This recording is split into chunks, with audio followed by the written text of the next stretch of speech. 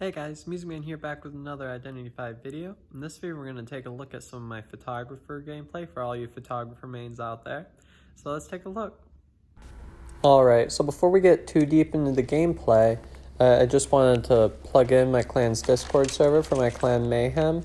You can join here if you want to be part of our competitive clan. We are currently accepting applicants for both factions, or if you just want to chill and talk about Identity V with my clanmates and I. So yeah, let's get into the video. So the only reason why I'm really showing you guys this battle is because I have like the greatest comeback ever. Like my early game, I spend too much time looking for this Gravekeeper and I have no idea where he's at. And I end up the first photo ends up being sort of like a waste because the Gravekeeper hit himself pretty well. But I'm going to go ahead and try to look around for more survivors to hit, but I just can't seem to find anybody, so it's a little bit of tough luck, but sometimes you can kind of have to deal with that as Joseph. Right now, the only thing I can really do is look for somebody to chase. Because the first camera ran out. At least the cipher progress hasn't gone too much because of the camera. But I'm just sort of looking around trying to find where survivors are at. And that female dancer places that box, I go ahead and destroy it.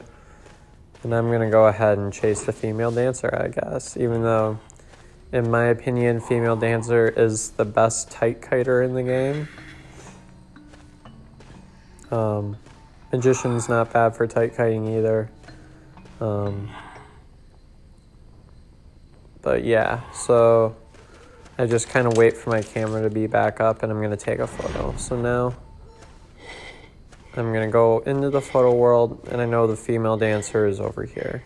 So I'm going to try and okay, I need to get my presence up somehow. And I had no idea where the female dancer was at. I'm like, oh my goodness, I'm such a fool. But I go ahead and see the female dancer around the corner.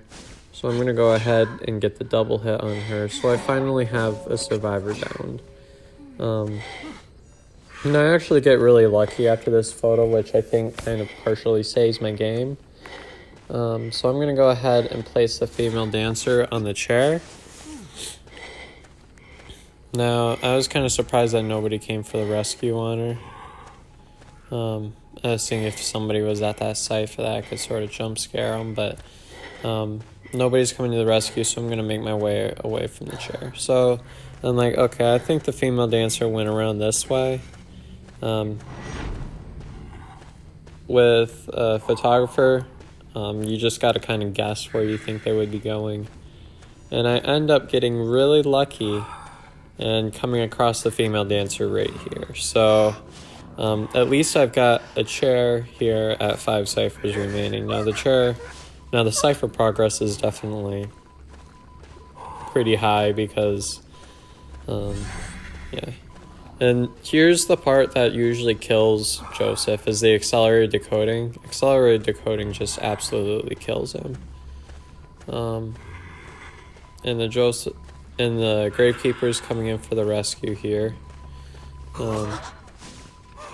And I'm going to go ahead and get the hit on the female dancer as well. I use my blink there and get a nice blink on the female dancer. She tried predicting it, but I was still able to hit her across that pallet.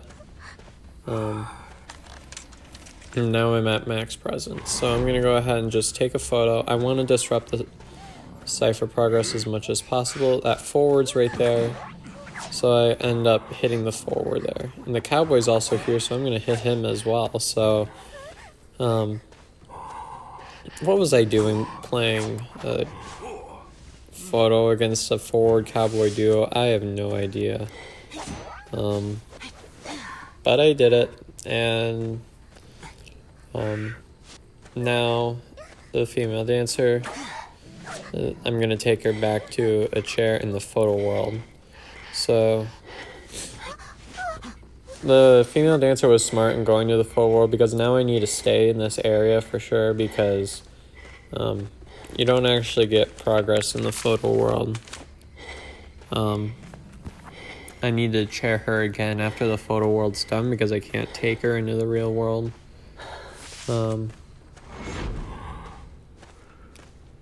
See, now she's just down by the chair. That was a long stun. Alright. So now she's gonna go into wedding. Now wedding is a really good tight kiting area. If I was this female dancer, I definitely would have stuck around that pallet that she put the box by. And watch what I do here. I think she's gonna vault, so I'm gonna go right over there. Now she didn't end up vaulting there, but you can see I was trying to predict her vault there. And I go ahead and continue chasing the female dancer after I go ahead and pull up a camera, because I want to, again, disrupt that cipher progress as much as possible. Now I know that if I get the female dancer on the chair, nobody can save because everybody's injured. And I do end up getting the female dancer down. Now watch what I do here.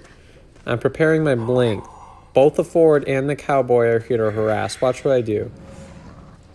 Pick up the female dancer and then blink. That caused the forward not to be able to get the stun right away, and that caused the cowboy to miss his lasso. So at this point, nobody can really make a rescue unless if the cowboy gets like a lasso, which you can see does from quite a distance. Now, one cipher remaining. What you got to do at one cipher remaining is you have to keep somebody on a chair. And I'm going to keep going back, and I end up downing a survivor then. I'm going to go ahead and take the female dancer to the chair. Female dancer's dead on chair. So now I go ahead and she's eliminated. And now I know that the two survivors are heading around this way. And at this point I'm like, okay, I had a really rough early game. If I had a better early game, this could have been a win, but I go ahead and chase the cowboy around for a little bit. He ends up getting pretty lucky, I think, that none of those hit. But anyways, the cowboy was probably telling them, pop it, pop it, pop it. So they went ahead and popped it. I'm going to go ahead and settle for a draw on this one. If I do get an early down on the cowboy, then I could justify trying for that 4-man there, but by using teleport and switching. But I'm going to go ahead and just take this cowboy down, and I'm going to settle for the draw. So you could see I had a really good comeback with the photographer because I was able to get that, keep those survivors on the chair and keep stuffing their rescues. Now Cowboy did some pretty nice lassos there, so that also worked against me. So right now I'm heading my way. Whenever I take a photo, I like heading over this way just because it's a pretty consistent spawn location. No matter what spawn you get, there's almost always going to be a survivor over here. Either at this cipher or the one right next to it, close to God Palette. I find the mechanic here. Now the reason why I decided to double hit the mechanic and not the prisoner from before is that the mechanic is usually the one that runs Tide. So if the mechanic tries to rescue and is successful, then I'd have to deal with Tide. I'm going to go ahead and one-hit the prisoner. And I end up downing the mechanic. So watch what I do here. This is important. So I end up going over to this cipher here. I hear the audio effects of someone decoding, and I find that it's the bot. Now, look at the health bars and look at who I'm chasing. If I down the mechanic, I get a ping of where the mechanic is, and you can't see it because it's a replay, but the ping ended up coming from the back corner right there. So I'm going to make my way over there. I knew I wanted to get a fast down on that bot before the mechanic was able to self-heal. Or get healed by a teammate, whatever. And I end up getting the mechanic on the chair. Now the prisoner can't rescue, not that he really would want to, but photographer is probably the only counter to mercenary, because he can actually get a double hit on the mercenary. So now I'm going to go ahead and place the mechanic on the chair and then take a photo of the mechanic on the chair. So I also know that I want to make sure they don't rescue in the photo world, because even if they do rescue in the real world, they also have to rescue in the photo world. And I'm going to go ahead and get a hit on the mechanic. Or not the mechanic, the mercenary here. I'm going to also down the bot because I don't want her to keep decoding.